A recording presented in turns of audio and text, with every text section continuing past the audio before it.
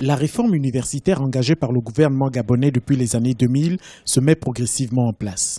La mise en œuvre du système LMD, le nouveau système d'attribution des bourses avec la suppression de la limite d'âge, autant de réformes engagées dans l'enseignement supérieur au Gabon et à l'origine de quelques désaccords. Dans l'université africaine en général et à celle du Gabon en particulier, le système LMD est effectif, mais c'est un système qui demande en fait beaucoup de moyens, qui demande une grande organisation, qui demande une grande infrastructure. Ce qu'on n'a pas toujours en réalité, donc d'où des problèmes qui interviennent par à coup, à la fois sur la planification, à la fois sur les outils en termes technologiques, notamment les logiciels adaptés, mais aussi sur l'état d'esprit des enseignants en fait, parce que beaucoup, ils sont entrés à reculons. Sur le terrain, le système LMD appliqué au Gabon semble encore mal compris par les différentes parties.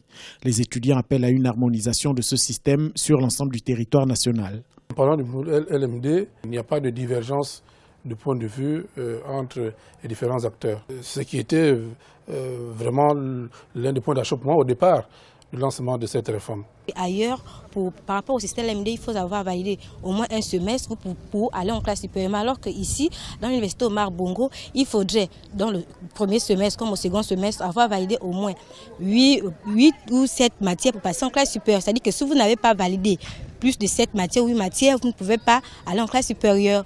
Peu importe le nombre de crédits que vous aviez, vous devez reprendre la classe. C'est ce qui est un peu dérangeant en ce qui concerne le système LMD à l'université Omar Bongo. Si l'objectif visé par toutes ces réformes est de tirer vers le haut l'ensemble des universités gabonaises, tant sur le plan qualitatif que quantitatif, il n'en demeure pas moins que l'université gabonaise reste encore confrontée aux problèmes de financement, de capacité et de vétusté des infrastructures.